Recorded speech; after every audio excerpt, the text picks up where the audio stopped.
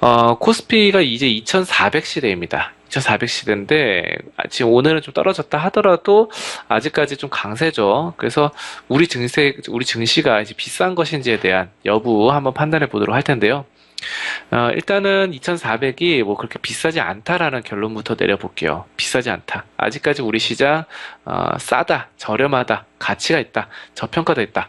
이런 것이고요.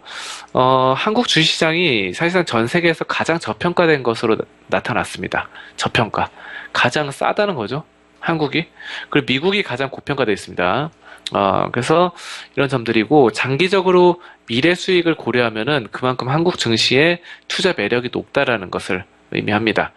자, 그래서, 지금 보시면은 전 세계 40개국 증시를 대상으로, 조사를 했어요.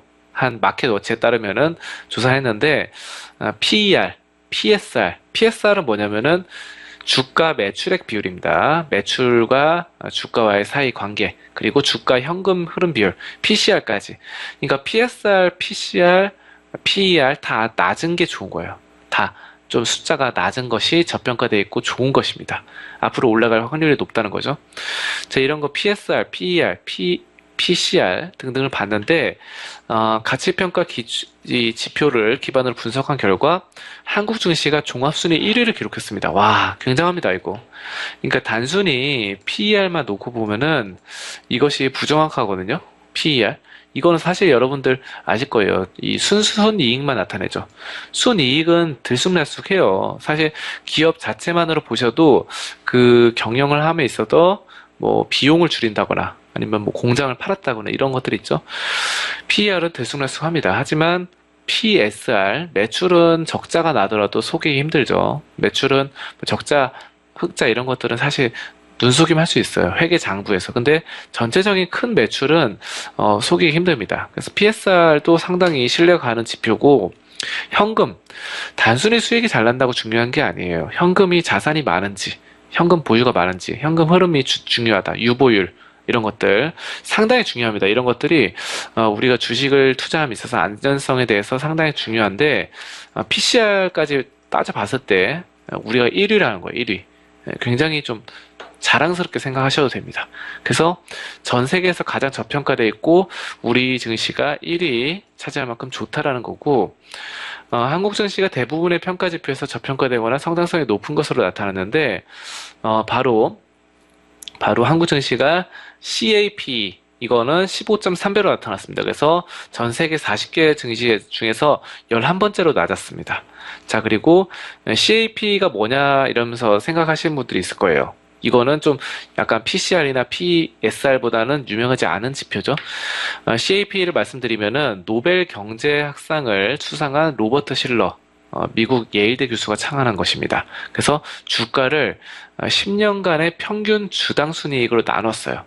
그래서 아까 원래 주당 순이익 PER은 단기 순이익이죠. 단기 순이익. 근데 1분기, 2분기 이런 것들인데 10년간의 평균 주당 순이익, 굉장히 중장기적으로 보고 수익을 나눈 것입니다. 좀 신뢰가 더 가죠.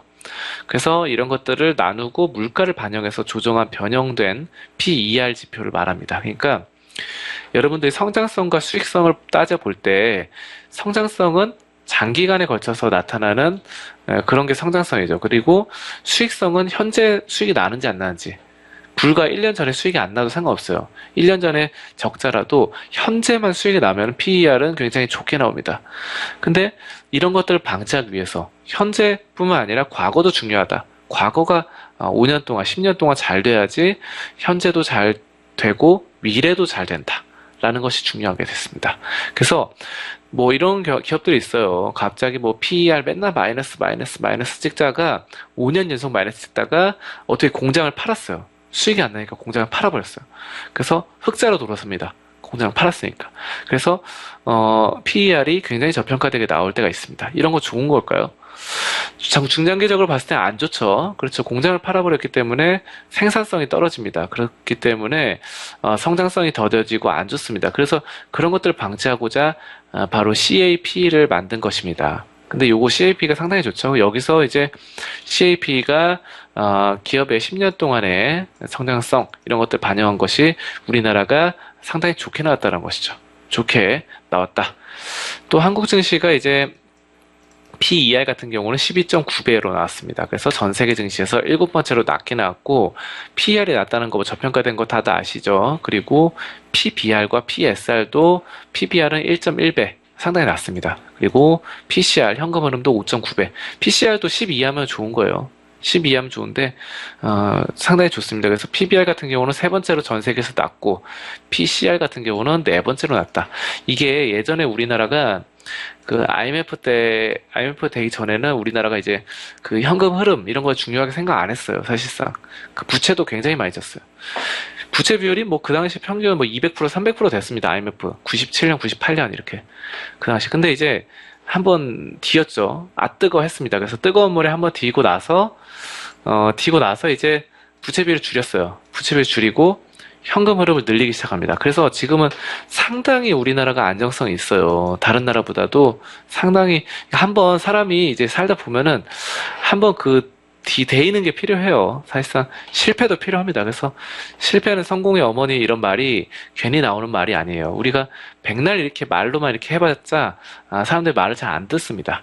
자기가 직접 몸소 경험을 하고 뜨거운 물에도 데워보고 뜨거 하는 그런 심리도 가져보고 해야지 되는 거예요. 그래서 우리나라가 IMF 이후로 굉장히 우리가 재무 구조가 굉장히 탄탄해지고, 예전에 좀 부실 기업들이 많았다면 지금은 상당히 좋은 기업들이 많아요. 그래서 이런 부분들이 PCR 같은 것들로 여실히 반영이 되죠. 그렇습니다. 그래서 종합순위에서 이제 오스트리아가 2위를 차지했고요. 그리고 체코가 3위에 올랐습니다. 헝가리 5위. 뭐 그렇게 선진국들은 아니네요. 그렇죠? 오스트리아, 체코, 뭐 헝가리, 이태리. 사실상 우리가 예상했던 진짜 금융 강국, 미국, 뭐 일본, 뭐 이런 나라들 있죠. 프랑스, 영국 이런 나라들은 아니에요. 그래서 사실상 그 나라들은 지금 말씀드리는 뭐 미국이라던가 이런 나라들은 굉장히 고평가되어 있습니다. 여러분들 안정성이 있으니까 고평가될 수 있겠죠. 네이버가 맨날 만년 고평가된 거랑 마찬가지예요. 성장성 있고 미래 가치가 있기 때문에 고평가돼 있다. 미국 증시 같은 경우는 종합순위에서 꼴찌를 차지했습니다. 40개 나라 중에서 40개 중에서 꼴찌가 미국이다. 왜냐하면 미국은 상당히 고평가될 수밖에 없습니다. 그 수익도 좋지만 그만큼 미국이 가장 안정된 나라로 불리기 때문에 미국의 국채 같은 경우도 굉장히 가격이 높고 또 비싸게 살 수밖에 없죠. 그래서 결국은 미국의 국채를 사면은 이자를 많이 받을 수가 없습니다. 뭐 그런 부분과 일맥상통하는 거예요. 그래서 한국이 미국과 정반대다. 근데 지금 우리나라 증시도 꽤 많이 올랐지만, 미국 증시도 많이 올랐고, 우리 증시도 많이 올랐지만, 우리가 더 훨씬 저평가돼 있고, 미국보다 더 투자할 만하다라는 것이죠. 여러분들, 그 점에 대해서 아셔야 됩니다. 그래서 우리가 충분히 크게 튀어오를 수 있어요. 수익성이나, 아니면 재무 구조 안정성, 현금 흐름, 아니면은 자산 비율, 이런 거 따져봤을 때 굉장히 탄탄하니까 여러분들 이 점에 대해서 아시면 되겠습니다.